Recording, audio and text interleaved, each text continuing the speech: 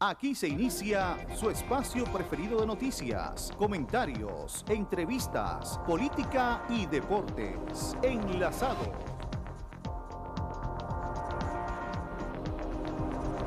Bien, gracias. Muy buenas tardes, amables televidentes.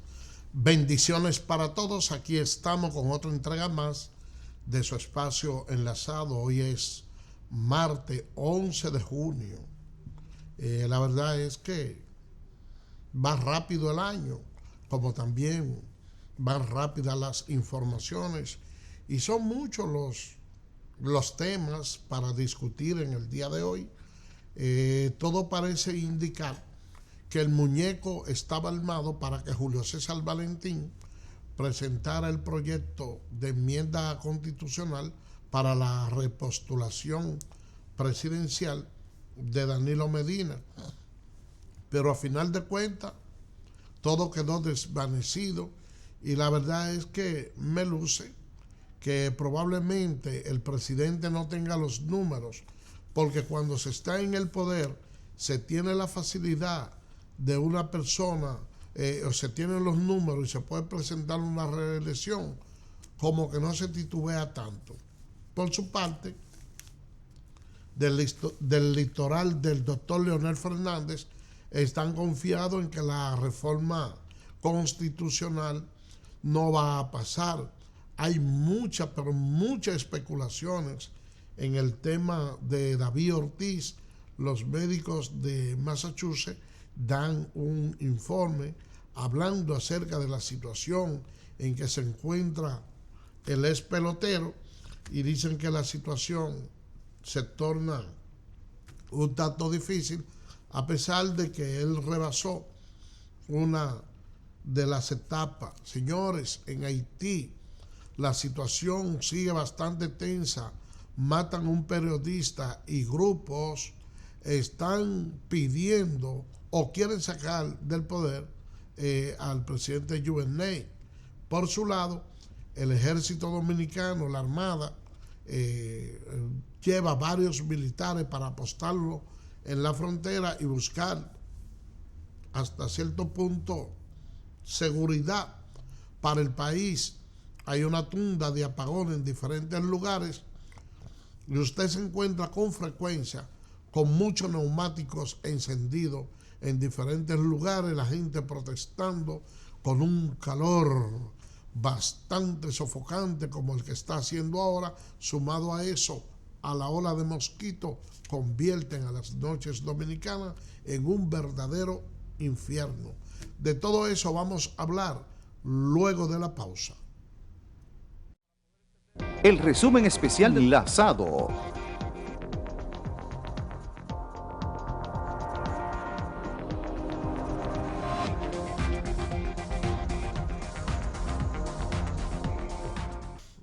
Bien, señores, gracias por permanecer con nosotros. Miren, yo he estado esperando tranquilamente, porque yo sé que con la connotación que ha tenido este caso de David Ortiz, no solo para el plano nacional, sino también para el plano internacional, eso obliga a que las autoridades locales desdoblen los esfuerzos y traten de dar una explicación lo más rápido posible y hacer un trabajo de investigación bastante profundo y acorde con las circunstancias.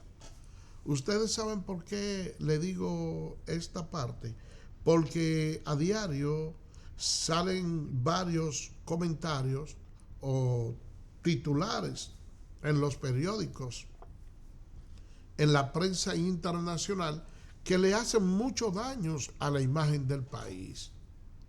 Por un lado, se teje una noticia, New York Post, de que David Ortiz presuntamente había sido herido tras obtener una relación con la esposa de un sicario.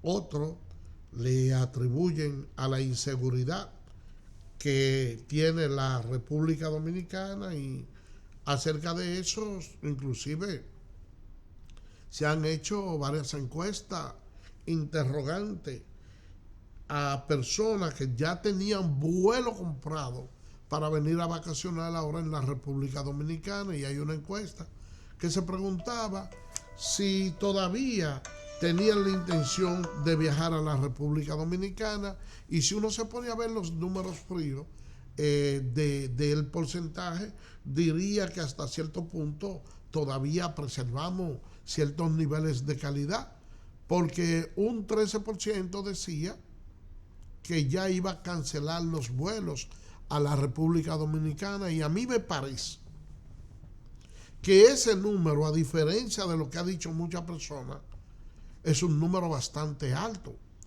porque si a usted le presentaran la República Dominicana probablemente como un destino turístico y le preguntan las posibilidades que usted tiene de viajar a la República Dominicana, y un 87% dice que sí, que tiene intenciones de venir, entonces nosotros decimos, bueno, pero tenemos de un 100%, un 87%, una consideración bastante amplia, pues estamos a niveles aceptables. Pero si usted me dice que ya había varias personas que había comprado el ticket con la disposición de venir y un 13% se arrepiente, entonces yo no, espérate. Vamos a analizar las cosas, porque entonces ahí sí me parece bastante alto el porcentaje.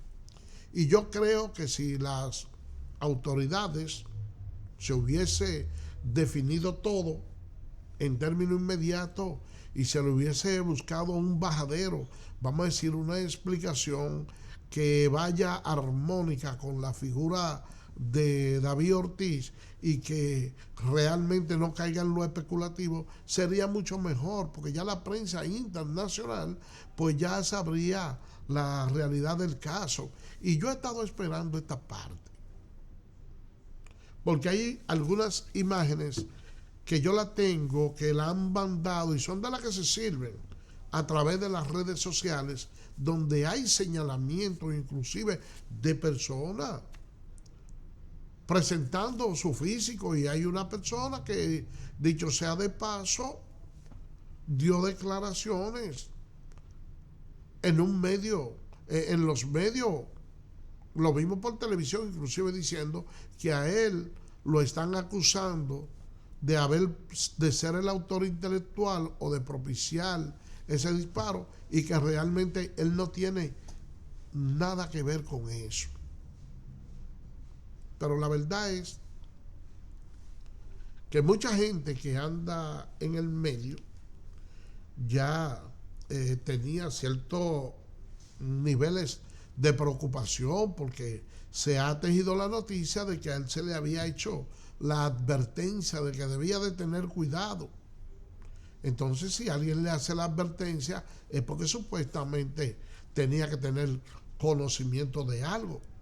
Entonces, es una situación extremadamente complicada, y la verdad es que escuché al Procurador General de la República que decía que ese acto no tiene que ver con la delincuencia común, sino que se trató de algo personal, y yo entiendo que realmente es así. Pero entonces veo que las investigaciones probablemente vayan más profundas de lo que uno pueda esperar.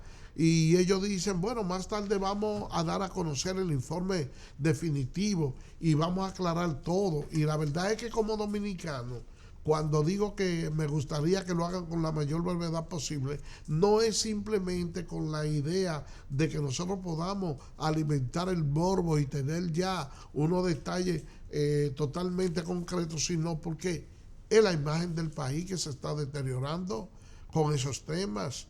No hay que perder de vista que uno de las metas que tenía el excelentísimo presidente de la República, Danilo Medina, era de traer 10 millones de turistas.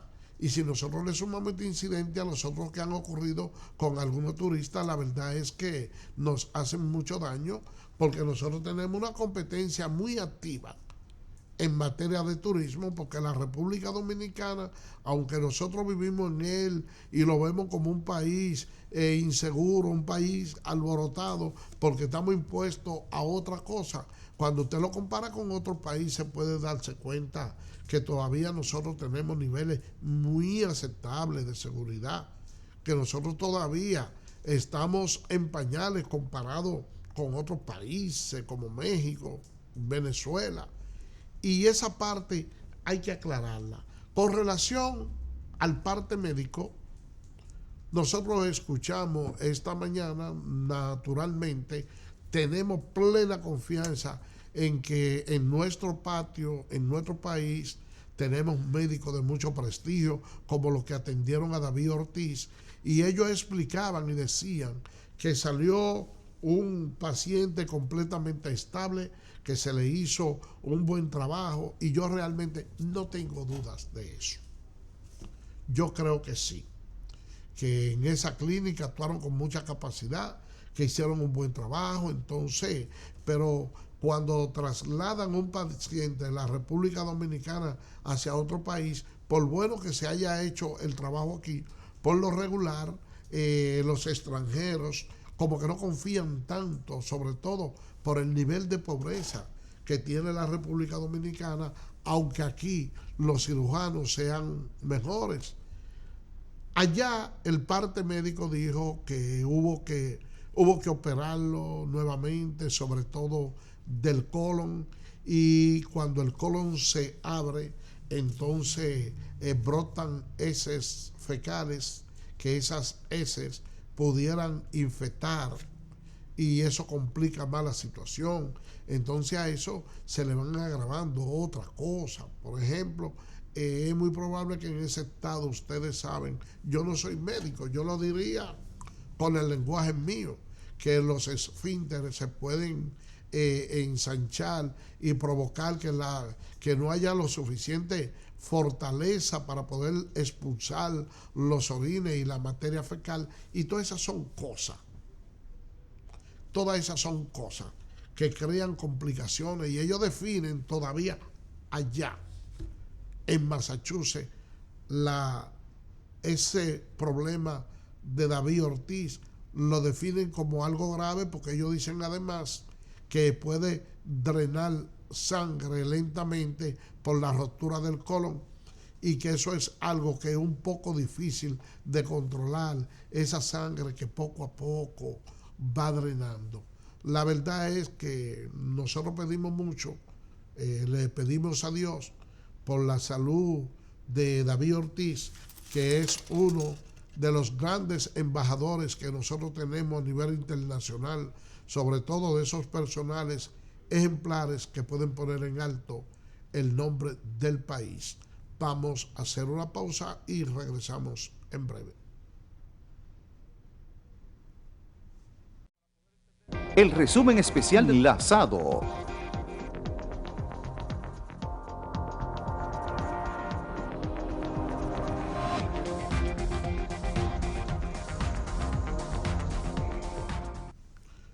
Bien, señores, miren, gracias por permanecer con nosotros.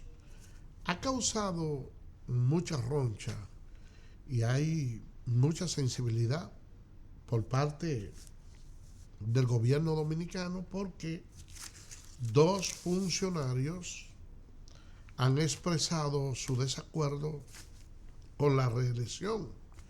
Inclusive hoy se habló de que Julio César Valentín podía hasta cierto punto emitir sus consideraciones sometiendo el proyecto de reforma constitucional. Sin embargo, él desmintió esa parte, y es como le decía en el opening, porque probablemente ya el equipo de Danilo Medina por el momento no tiene el control para someter la reforma de manera que pueda pasar. Porque aunque se vea sencillo de que dos ministros se expresen en contra de la reelección, eso es bastante significativo.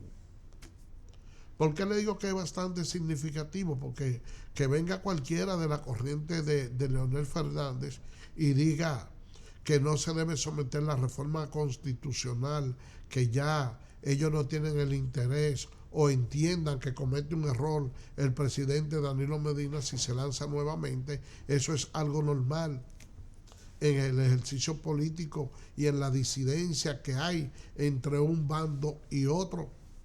Pero cuando se trata de alguien que está en el gobierno, en el corazón del gobierno, y muestra su disidencia en ese sentido, eso es como para tomarlo muy en cuenta y saber que las cosas a lo interno del partido no están del todo bien.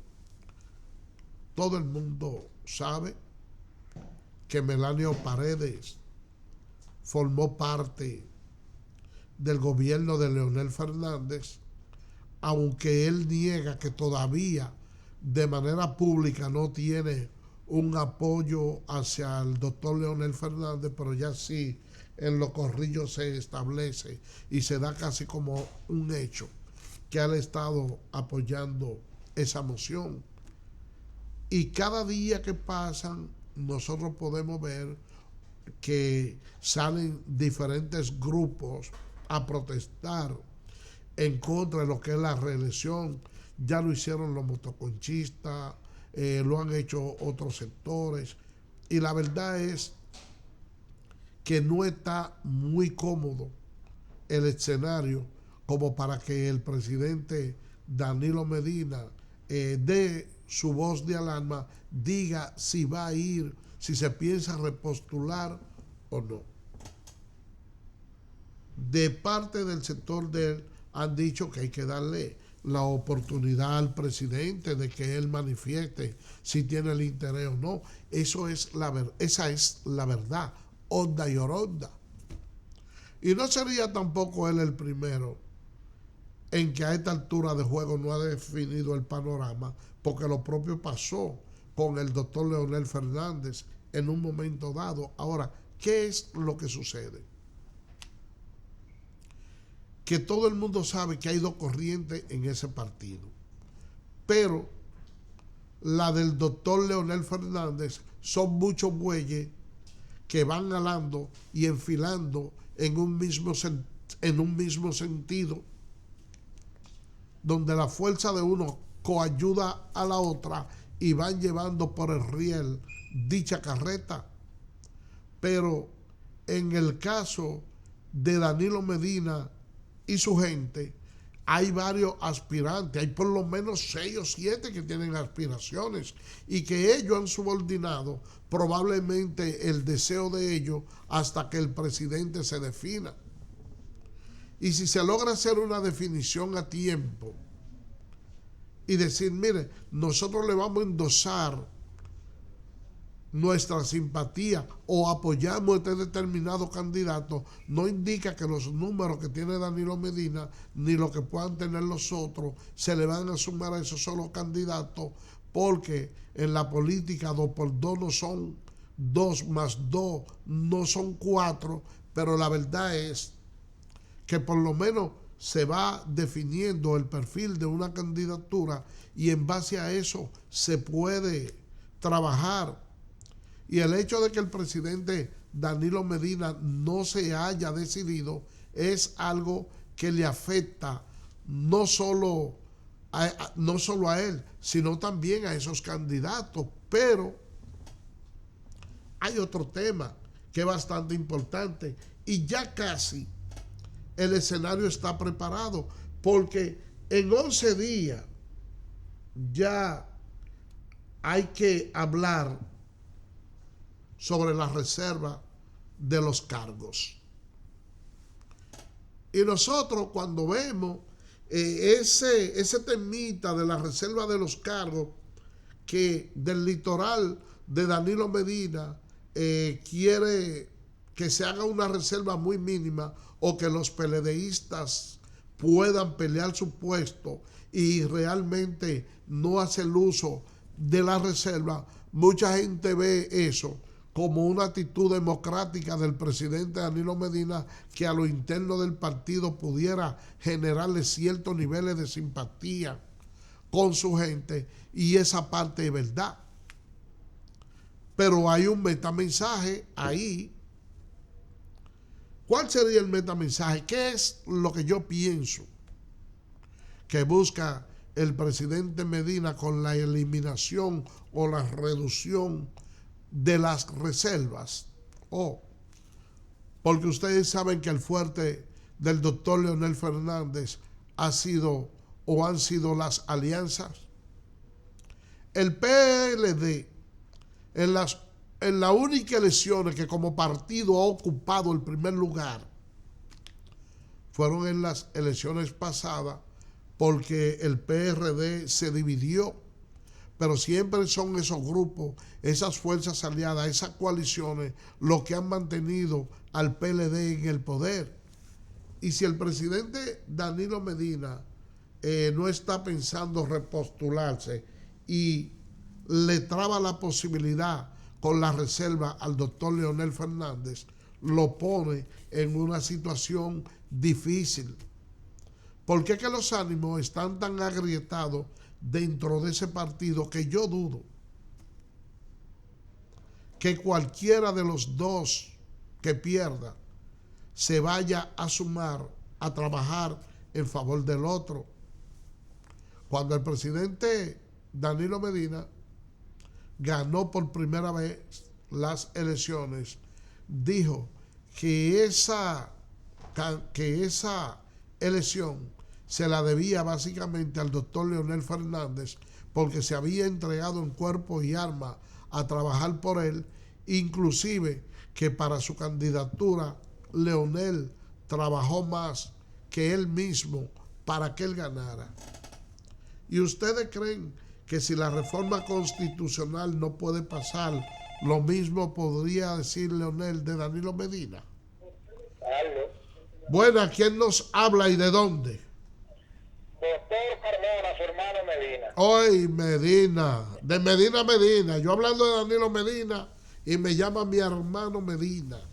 Doctor, yo mismo creo, usted sabe a qué agua yo pertenezco. Danilo, para poder asegurarse, debe de permitirle a Leonel, oiga bien, por su seguridad, él y su gente. No se puede ser muy egoísta en la vida. Por su seguridad, yo que fuera, oiga bien, le hablo un hijo de ese pueblo. Por su seguridad, él debe de permitirle al señor Leonel Fernández. Usted sabe a qué agua yo pertenezco. Medina, ¿qué decía ahí Medina? Que yo le quiero hacer una pregunta. ¿Con quién usted cree que le va mejor a Danilo Medina? ¿Con Hipólito o Leonel? Se fue Medina, parece. Porque la verdad es que las cosas se han agrietado tanto dentro del Partido de la Liberación Dominicana que yo pienso que le tiene más miedo a Leonel. Buenas.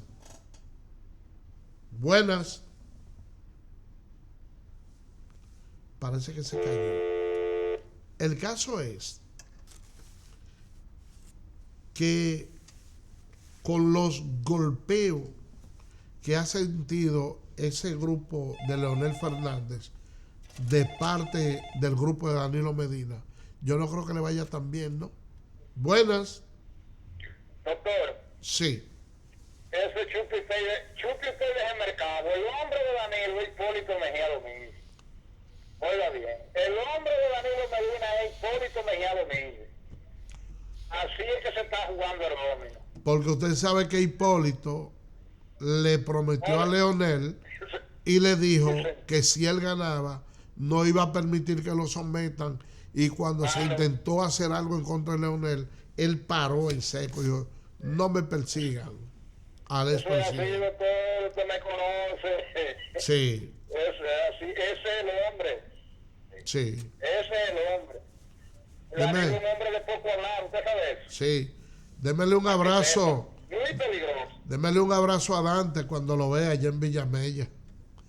Pues sí, entonces, ese es el problema. El nivel de desconfianza que existe entre ambos. ¿Por qué ustedes creen que en estos días, cuando los leonelistas hablaban, decían que ellos no tienen ningún tipo de rencor, que ellos querían firmar un pacto de que no iba a haber persecución y de que no iban a guardarle rencor. ¿Por qué en ese momento se habla ahí de que no va a haber persecución si se supone que son personas del mismo partido? Si Danilo Medina ganó y no desató una cacería detrás de los funcionarios de Leonel Fernández. ¿Y por qué hay que hacerle la aclaración a Danilo Medina, ese grupo de Leonel, si son compañeritos del PLD, de que no va a haber persecución? Es precisamente por eso, porque se alberga cierto temor de que sí pueda haberlo. Hay una noticia muy agradable para la República Dominicana, y es que 4.933 dominicanos fueron nacionalizados españoles, y que la República Dominicana es el cuarto país en América Latina que tiene la mayor cantidad de América Latina, que tiene la mayor cantidad de personas que han sido nacionalizados en España. Déjeme decirle algo, que mucha gente debe o le va a agradecer el paso a Miguel Vargas Maldonado por el Ministerio de Relaciones Exteriores, porque ha conseguido que la República Dominicana pueda, que desde la República Dominicana se pueda viajar sin visa a muchos países donde la economía, dicho sea de paso, no en términos literal, porque nosotros siendo aguajes somos los primeros siempre, pero que tienen una posición económica más sólida que nosotros, y la cantidad de personas que está saliendo por los aeropuertos del país hacia diferentes lugares, señores, no es chiquita. Por eso que yo nunca he creído en estos números que le maquillan a uno y nos dicen que la situación económica del país está muy buena, cuando el 70% de la población dice que se quiere largar de aquí, de este país. Y yo pienso que si nos instauran ahí una reelección y vuelve y gana Danilo Medina, yo pienso que hasta yo mismo me voy de aquí, del país, porque la verdad es que yo no alcanzo concebir cómo es que muchas personas ven el rumbo o cómo está marchando el país. Yo le digo lo siguiente: nosotros resaltamos dentro de los méritos del presidente Danilo Medina la visita sorpresa, y yo quisiera que nosotros buscáramos que buscáramos los periódicos de esos tiempos y viéramos los anuncios que se ponían en los supermercados antes de Danilo llegar, 6 años atrás, y lo pongamos ahora con relación a los precios que tienen los artículos de primera necesidad. A ver si con la visita sorpresa han bajado los productos agrícolas, que es básicamente lo que se fomenta ahí, o que si los productos agropecuarios, la leche y todo lo que tiene que ver con la creación de no solo, pudiéramos decir, de vegetales, sino también de lo que aporta la pecuaria, si ha habido reducción o ha habido aumento en esos tiempos. Entonces ustedes me calculan la tasa del dólar a como estaba en ese tiempo, a como está ahora. Entonces, además de eso, me ponen los salarios que habían los 6 años atrás y lo que hay ahora, para nosotros entonces hacer lo que se llama la indexación de la moneda, que es la variación de esos precios con relación a los productos de primera necesidad, para cuando hagamos esa correlación de precios nosotros determinar si estábamos en mejores condiciones o estamos peores.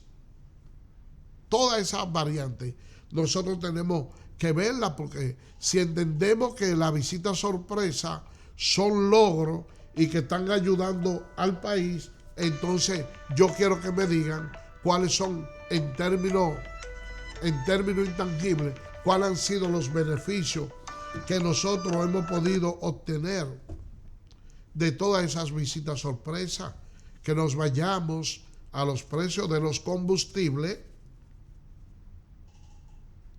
de los aumentos que se han hecho, y que también tomemos como parámetro la prima del dólar y los precios de los hidrocarburos, a ver si realmente nosotros hemos avanzado. Yo pienso que no. Y cuando regresemos ahora de la pausa, le voy a explicar algunas cosas, por qué yo entiendo que no, y qué han hecho en otros países con la reducción de los hidrocarburos y qué pasó aquí. Vámonos, familia, con una pausa y regresamos en breve. El resumen especial de Enlazado.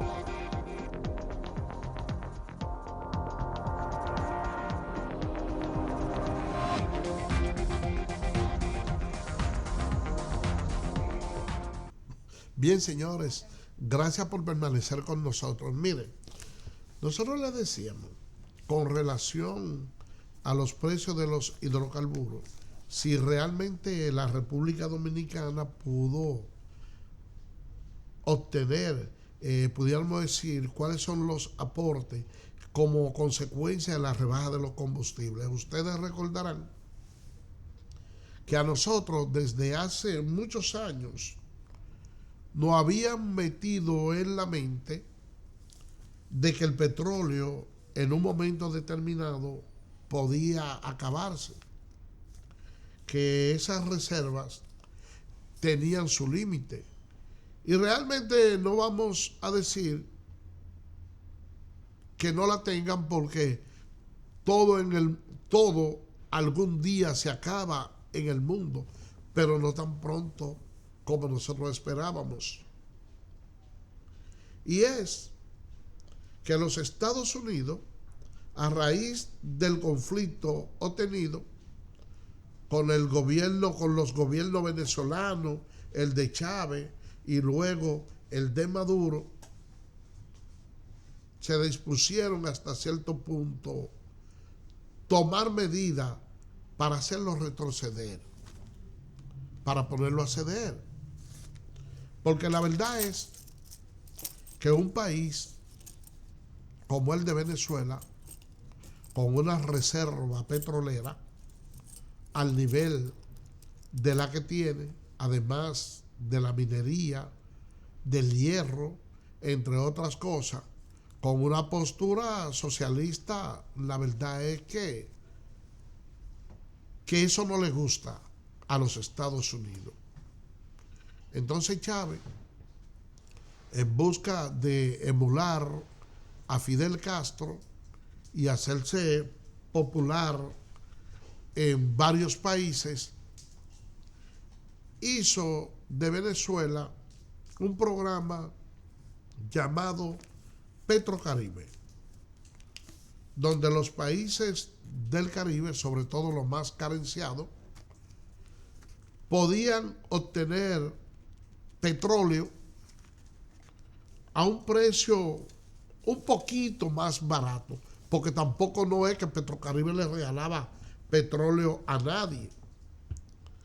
Pero esa economía de Venezuela, que estaba sustentada básicamente en el petróleo, y que él veía que ya los aparatos productivos estaban menguando, entiéndase, la demás industria y sobre todo esa reserva minera de hierro, que ya en cuanto al hierro la explotación iba disminuyendo y que la agricultura poco a poco iba desapareciendo, porque Venezuela tenía una posición tan cómoda que no necesitaba inclusive de los demás productos que le aportaban al Producto Interno Bruto, valga la redundancia, porque se estaban sirviendo con la cuchara con la cuchara grande por los precios altos que tenían el petróleo y por la gran cantidad de hidrocarburos que ellos pudieron generar. Entonces, mediante un estudio realizado en los Estados Unidos, al cual se le denominó fracking, como su nombre le dice, fracking significa rotura, entonces ellos pudieron determinar que independientemente de todo el petróleo que se había sacado durante todos los años de la humanidad, ni siquiera se había llegado al 30%. Oigan bien, no se había llegado al 30% y que cuando se usara todo el petróleo, toda la existencia que tienen todos esos pozos petroleros, mediante el fracking se podía seguir extrayendo petróleo. Entonces, ¿qué sucedió? Ellos dijeron, no, nosotros vamos a explotar nuestro propio petróleo. Vamos a reducir la compra del petróleo que se vende en Venezuela. Estados Unidos es el mayor consumidor con un 74%. Y aunque a ustedes les resulte paradójico, los Estados Unidos le compran petróleo a Venezuela, pero también le venden. Y ustedes dirán, pero ¿y cómo le pueden vender petróleo a Venezuela si es uno de los países que más produce y ellos le compran el 74% de la venta que hace Venezuela? Sí, porque ese petróleo de Venezuela tiene tanta calidad que es bastante grueso, y para poderlo refinar, para poderlo movilizar y ponerlo en condiciones que esté apto para la venta, necesitan mezclarlo, ligarlo con un petróleo más fino, que es del que tienen los Estados Unidos. Y así de sencillo es la cosa. Ahora, ¿qué sucedió? ¿Qué sucedió con eso?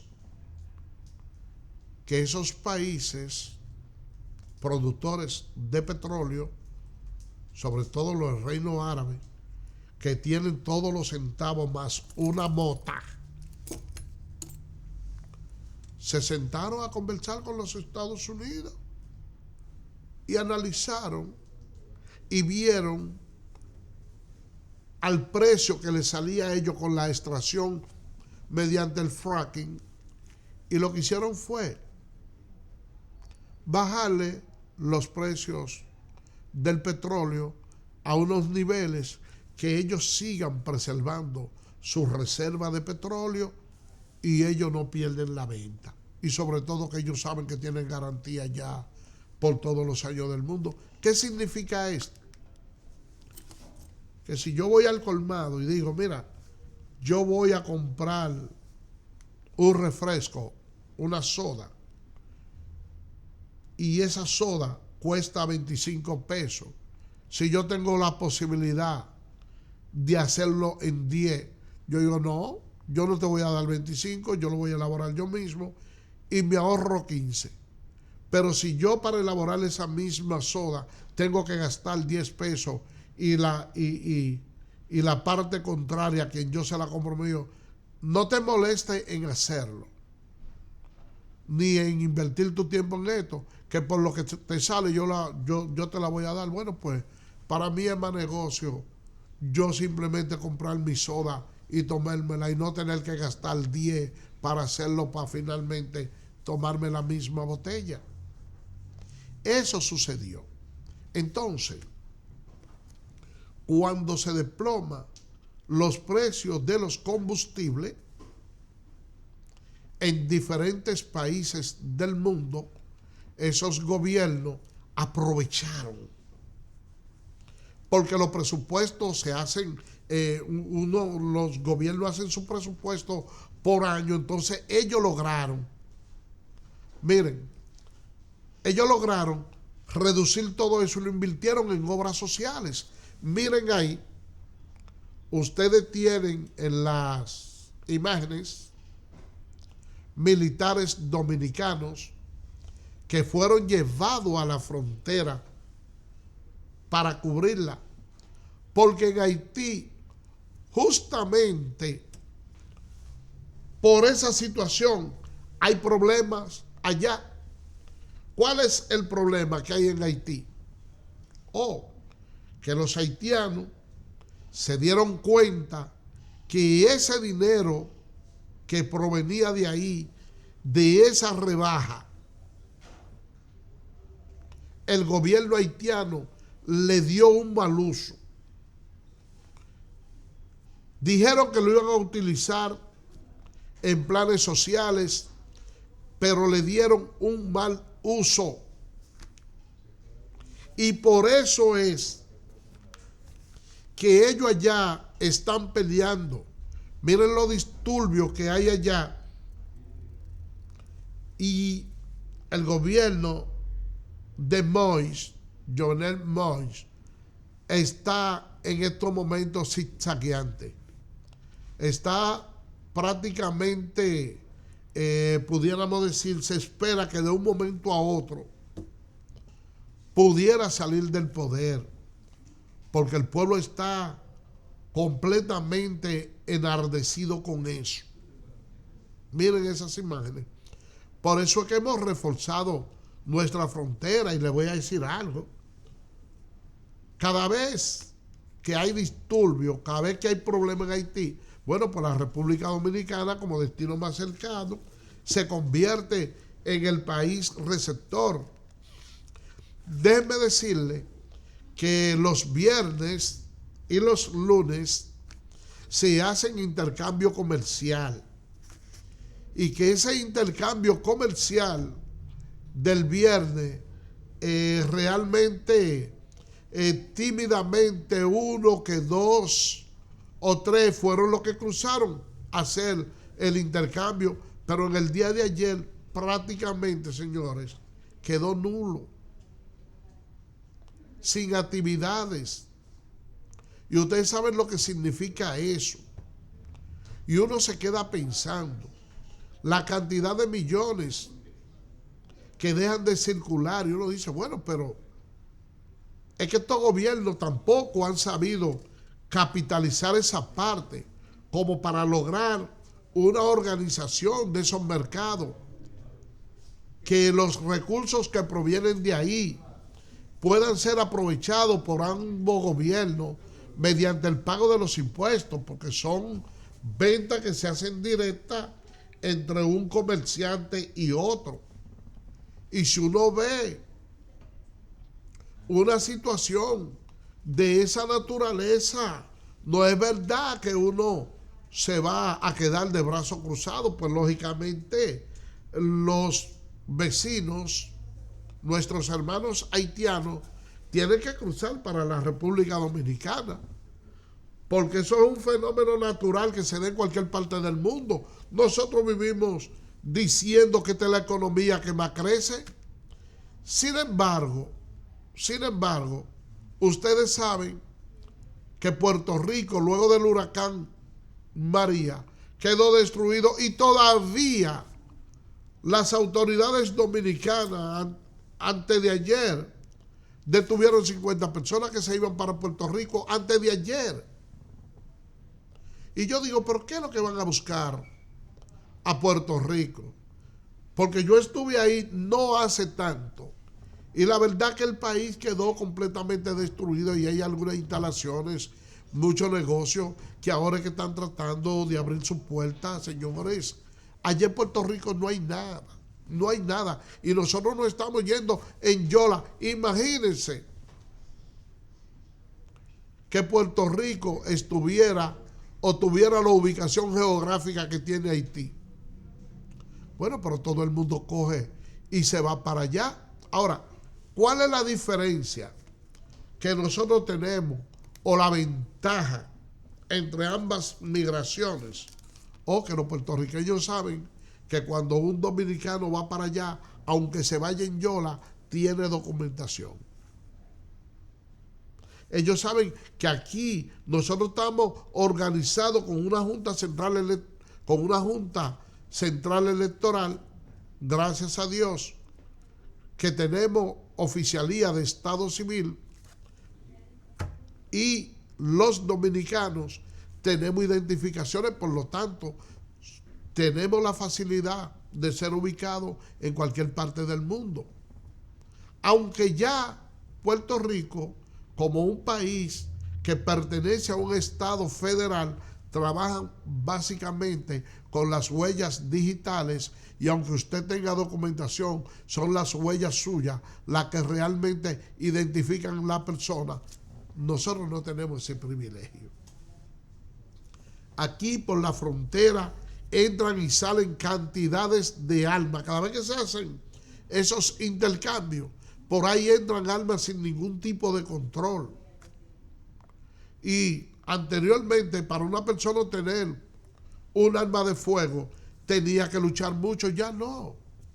Ya usted manda a buscar un arma de fuego a la frontera y eso le sale por 2 centavos. Dicho sea de paso, esos intercambios fronterizos, aunque ustedes no lo crean, son muchos los negocios que lo han mermado. Por ejemplo, yo tengo un amigo que tenía una compraventa y él me dijo, yo tuve que comprar, un compadre, me dijo, compadre, mire, yo quité la compraventa. Porque anteriormente un negocio de compraventa era bueno, porque usted empeñaba sábana, tenis, zapatos, correa, suéter, se empeñaba cualquier cosa. Pero ahora, toda esa ropa, todos esos tenis, toda esa cuestión, lo pasan de Haití. Y ustedes dirán, ¿y cómo es que Haití puede suplirlo a nosotros de ropa usada? Bueno, porque ellos tienen gobiernos abusadores que en muchísimas partes del mundo le mandan ropa, y no solo usada, sino que hay ropa que pasan de temporada y no se usan en los Estados Unidos. Entonces ellos lo envuelven en unos paquetes que le llaman paca y se le envían a ellos para que se la den al pueblo haitiano y se vistan con esa ropa. Pero entonces esa mafia que hay allá en Haití, lejos de dársela al pueblo, lo que hace es revenderla. Y por eso nos llegan a nosotros aquí, porque tenemos un poquito más de recursos para comprarla. Así que estén atentos al movimiento fronterizo, que ya el ejército, las Fuerzas Armadas Dominicanas se están apertrechando para evitar el flujo de personas ilegales que puedan penetrar al país. Y mañana, Dios mediante, estaremos nuevamente con ustedes con otra entrega más de su espacio enlazado, llevándole esa y otras incidencias. Bye bye. Hasta aquí Enlazados. Mañana, al igual que hoy y a la misma hora, seguiremos llenando todas tus expectativas en noticias, comentarios, entrevistas, política y deportes. Hasta la próxima. Enlazados.